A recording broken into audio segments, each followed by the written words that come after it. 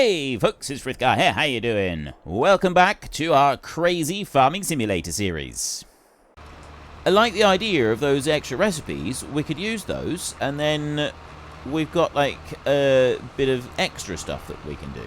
It's changed things up a little bit, and that's something that I like.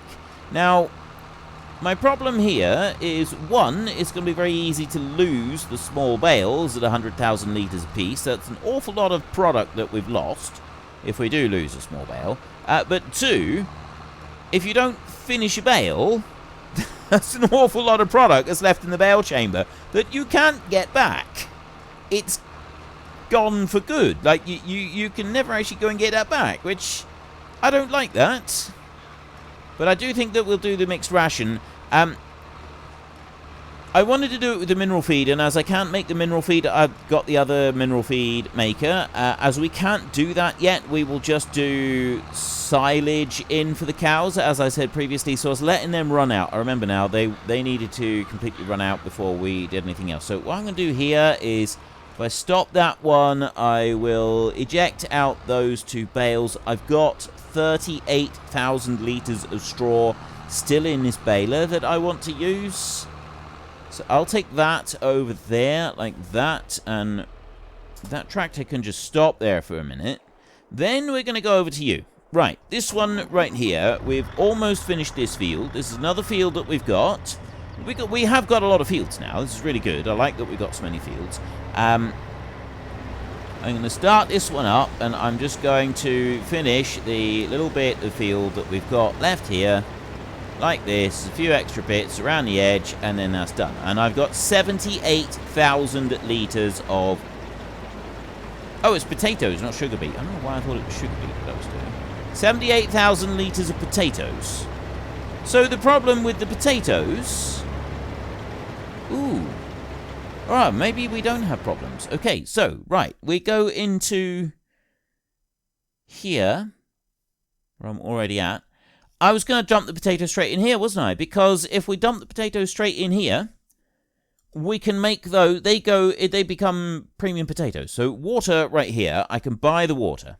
All right? It's really easy to just go and buy water. You've got to click on it each time like that. And then we keep doubling it up. And this is something that we will do with all of our factories. We'll just buy in any water that we need. That then becomes premium potatoes and starch. Then with our vegetable fat option, we have sunflower oil right there. So I can activate the sunflower oil. The French fries right here becomes the premium potatoes and that one. So I can activate that one. So I don't need to sell off the premium potatoes. I have the vegetable fat and those, and we can sell off the starch. Potato gratin right here, I will need cheese. Fried potatoes is other ingredients. This one is, well, the fried potatoes is a greenhouse ingredient, and we will set up the greenhouses soon. That one, not going to worry. This one, not at the moment. Again, no, we need the chickens. We've got the rest of it coming in now. No, potato salad, no, and croquettes, no. So we've just got the French fries that we'll be able to make when we're making the vegetable fat. If we go up to the sunflower oil right here, that one is currently set on spawn. I'm going to change that to distributing like that. That will auto magically go to the potato place. I don't think there's anywhere else that it goes, because this is olive oil over to this one. And that's going to work out really nicely. How many potatoes? It's 200,000 litres of potatoes that we can put in here. And we've got not even 100,000, so we can fit all the potatoes that we've harvested in. Let's lift up the front of that header, because I don't think it's going to do it a lot of good whizzing it along the ground like that. And that's the wrong direction. Right. Let's drift our potato harvester around the corner there, and we're going to go whizzing off down to the bottom. I suspect that we will encounter a tree or two that is going to cause us some problems, in which case we are going to need to cut a couple of trees on our epic journey back to the farm. Through there, like that, and then close to the hedge down here, like this. Okay. didn't actually think I would get through there. All right, we're definitely not getting through here. So that one's got to go. And I'm also going to have to take out this one over on this side. So let's take that one down there. Right, there is those out of the way. Why can't I get in? There we go. Right. And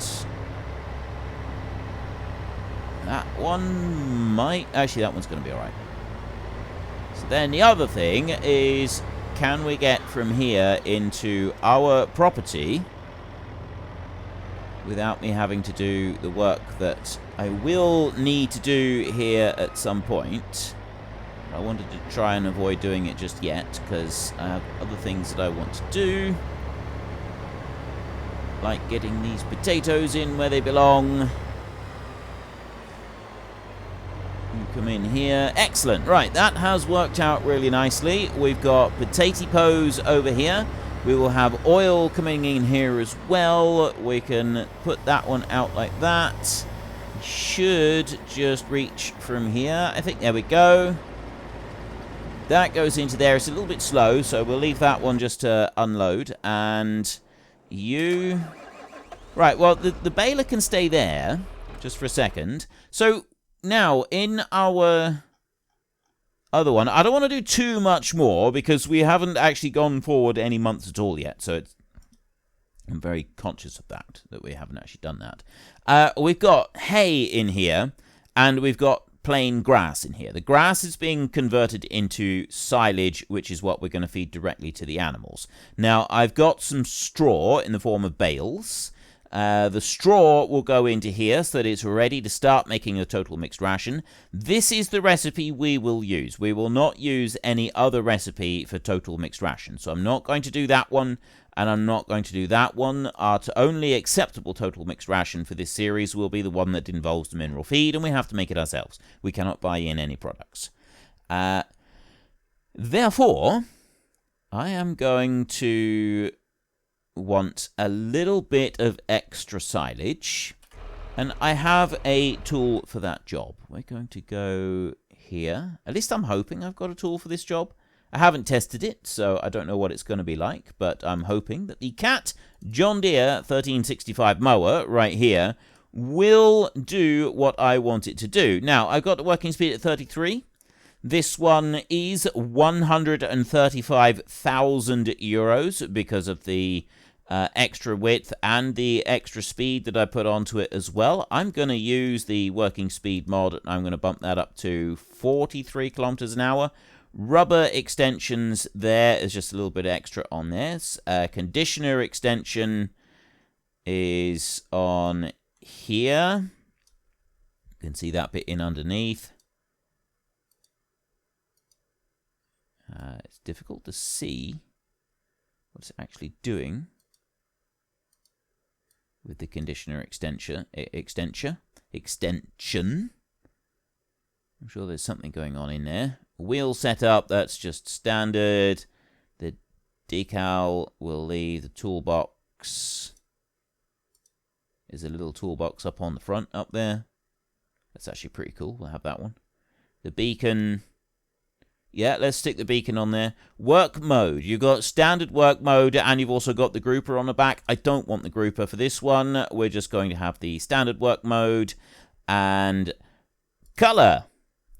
We are able to choose different colors if we want to. So we can have a pink John Deere mower. I'm not actually going to have a pink John Deere mower. I'm going to have a red John Deere mower, just because I think a... What about a black? Okay, I'm going for a black John Deere mower. I'm going to have that one. And this one I'm actually going to buy for 136,000 euros. I know that that is an obscene amount of money, but I think it's worth it because of the machine that I've got to go with it. Now, that one can stay there, and I will come back for that one. That one is just leased because I'm not actually planning to do everything with that baler. I have another baler in mind that I want to do some work on, and then we will use that one.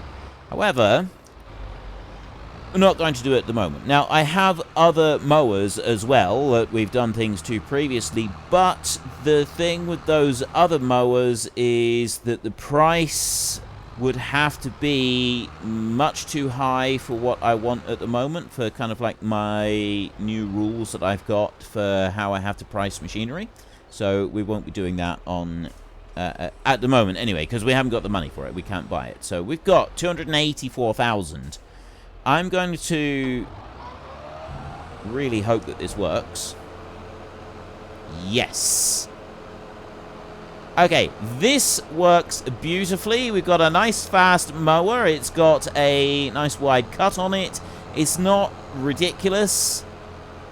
I mean, yes, it is a little bit wider than the mower itself. When I say a little bit, I mean a lot bit, but it's not the really ridiculous ones that I've gone for, and I will be doing really ridiculous. Don't worry. Don't think for a moment that me doing something like this means that I'm not going for super ridiculous, but we've got to be able to afford it. That's the limitation with this series, is that I have to be able to pay for the super ridiculous. And so in order to be able to pay for it, we've got to work our way up to that. Now, this mower at 100,000 does 43 kilometers an hour, because we do gain an extra 10 kilometers an hour with working speed mod, and we don't have to pay extra for that. But this one does all of this extra speed, and it also has a width that is 4 times the standard width. So I went 4 times wider than normal.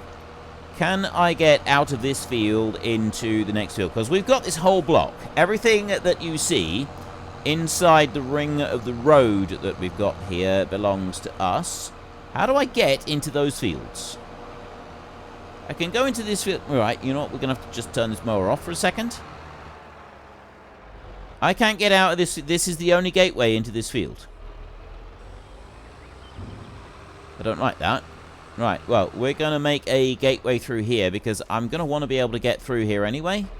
If I go up here, we have, on these fences, there's the hide option, isn't there? Right, there's the hide object. So, there's the bit of fence that's gone. I don't know what the hide cube meant. That didn't make any sense to me. But it's dealt with now. And I don't think there's anything else that we want to worry about on this one. I'm going to just walk down through and take out the hedge line on this field a minute. I will be taking out a lot of hedge lines, right? It's something that we will be doing, and I actually really like it on this map. The other map that I was looking at has a very similar option, but it's basically small tree trunks all the way down through. And if you cut them sideways like this, it doesn't actually cut them. It leaves a stump behind. So you have to do the other way, which is like the delete the tree kind of option. You know, this way up like that. You got to do it like that. And while that's fine, I don't have any way of speeding that up. So it takes a lot longer to remove a whole hedge. Whereas this, it does seem to work. On the face of it, it works. Whether or not it's going to fully do what I want it to do, which is allow us to plow across that line later on, I don't know. There's a bit of hedge down in the ground from where we had the fence. Maybe that's what player cube was. That's the bit that was trying to hide. Could be. But this is mostly... Yep, that's fine. There, and then another bit there, and one more bit over in this corner. There. Alright, that should be everything, and we've now opened up the other field, so I can then plow between the two. And we can also hide those telegraph poles if we want to. I'm not sure if I want to yet or not. That's sort of a thing on my possible to-do list rather than actual to-do list. So we will see about that one. Let's lower you down there like that. And then we can go on through this field. Do a little bit more mowing. So I'm not going to do a huge amount. I just want to do a little bit so that I'm doing some with that small baler, just trying it out and seeing what it's like, because I thought it would be a bit of fun. But I don't have plans for doing lots of it. One, because the baler's not actually very wide, and two, because I've already done some baling and stuff and I don't want to do loads of it. I do quite like the idea of keeping several of these small fields, at least for a while. I'm probably going to get rid of several of the trees because it's quite difficult sort of going around the edges of the fields. Although if I was to go around the field in the other direction, like around the outside, then yes, it will be going through the hedge and getting up a load of other, but that's fine, because like you do that anyway. I mean, you don't go through the hedge, but you do when you're doing your mowing and that, you do the final time around the outside of the field, like in the opposite direction. So we can do that. That's all part of it. And yes, I am leaving a few bits behind, but you tried doing your mowing at 40 kilometers an hour and see if you can get it absolutely perfect in tiny little fields like this. I feel I'm doing pretty well. You know, I think I'm due a little bit of credit for keeping at least reasonably tidy lines as I go herring around this field. See, look at this. And also these trees make it very difficult. I like the idea of having some of the trees. I really do. And I'm quite likely to keep several of the trees in the fields, especially if I keep quite a few of the hedgerows. But yeah, it largely depends on how annoyed I get with the trees getting in the way of me being able to see properly. I'll bring that one on round that way, and we'll leave the little bit in the middle where the two fields join. That's going to need a bit of ploughing, I think. We'll run the plough around that one. Okay, so there's that bit done. I'm going to take this one into this field in here, and I'm going to mow this field. We've got a little tiny field in here. It does tip over a little bit when you're first starting up with the mower, but yeah, I don't really care about that. That's fine. And then we can... being able to do the edge of the field, like going in the opposite direction, that actually works out quite nicely. And this mower seems well suited to these tiny fields.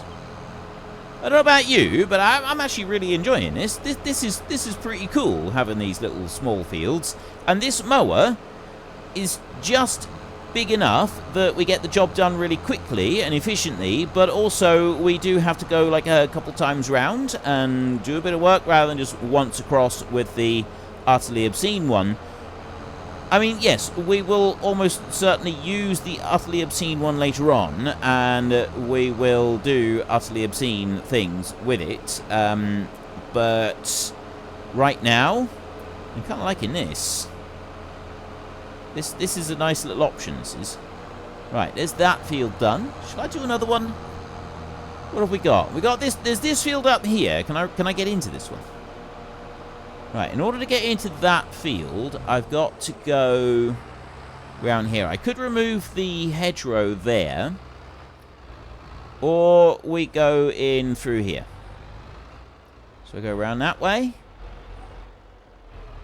And then I go in through here, and yes, the gates, they don't have collision on them. I'm going to sell this gate. Options for the gate. Sell 159 euros. Yes. Okay, there's that one. There's another one over there that's up against the road, but I'm not going to sell that one. We will unfold the mower again and... start up. Off we trot. So we've got a few trees over in this corner, and it's also a bit of rough ground here as well. I quite like that. It's a nice little touch. This field is... actually, this entire field is a little bit rougher than the other ones, and you do get plenty of fields like that, especially when you got lots of small fields. There's always one or two that are like far worse than any of the other fields. It's just the way it is. It's not necessarily any planning or anything like that. It's just how it is. Let's bring you up here. Largely because a really small field, it's just not worth going in there and spending time and money with a plough or harrows or whatever, trying to level it all out. You just kind of live with it. Whereas a big field, if it's like that, you can get in there with a big enough machinery that it's kind of worth your while to go and actually level the field out a bit more and make it look decently presentable. Well, it's not that it looks decently presentable, it's you can get around there without shaking yourself to bits while you're doing your work. Whereas if you've got a tiny little field like this, yes, see, there's a little bit of rough ground here, but honestly, it's such a small amount, like you're only going to bounce around a couple of times and then you're done. So it's not really worth worrying about.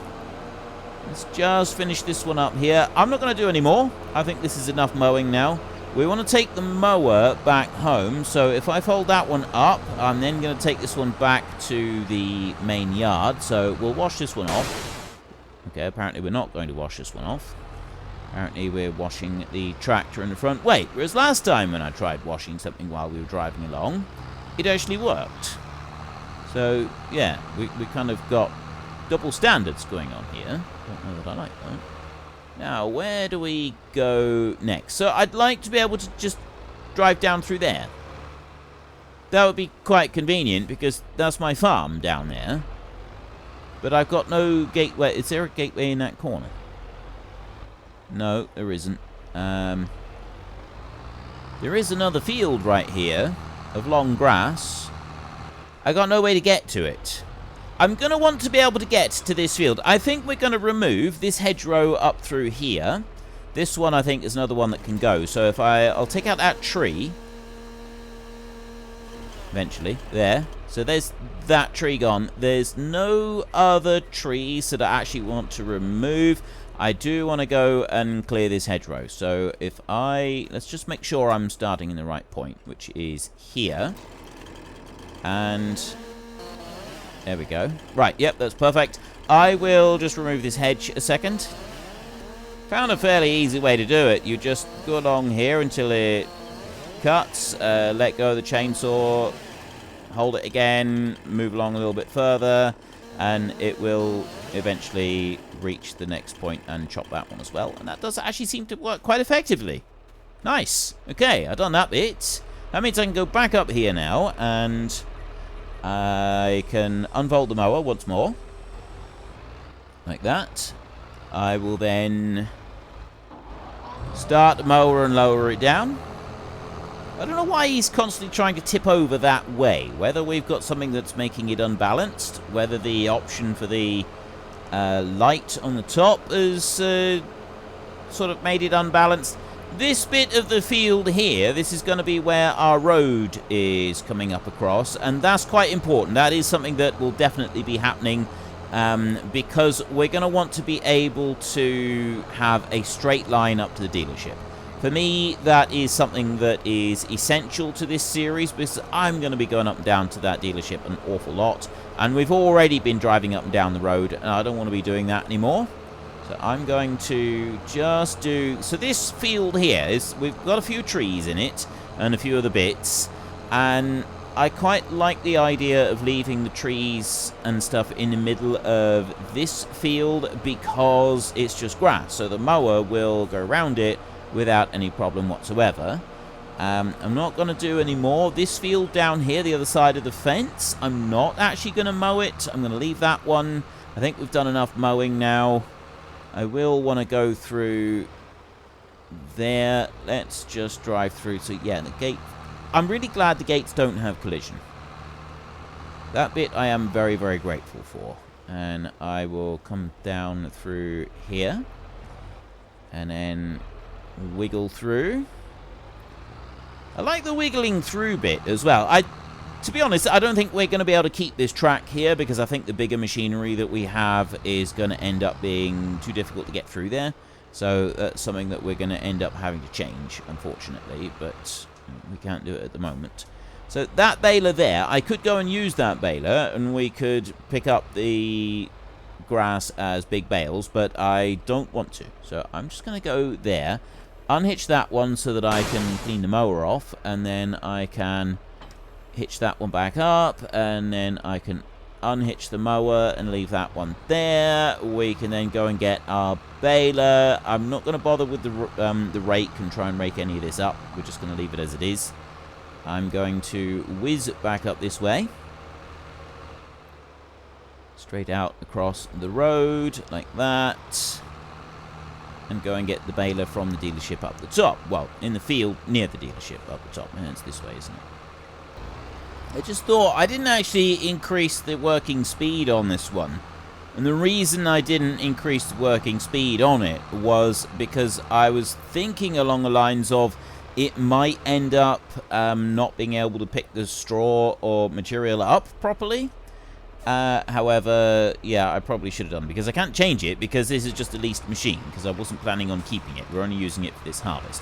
Now, one thing that I did do is when I altered these bales to 100,000 litre capacity, see, it's still doing it as straw on there. I don't know how many litres it needs to take in order to change over. It might be that it won't change over until it changes bale, in which case the first lot that we do is all going to be, yeah, the first bale is going to be straw, isn't it? I wonder if that is one of the reasons that Giants have got the different bale capacities. Like, I chose not to. I chose with the small bales and also the big bales that I've gone and changed.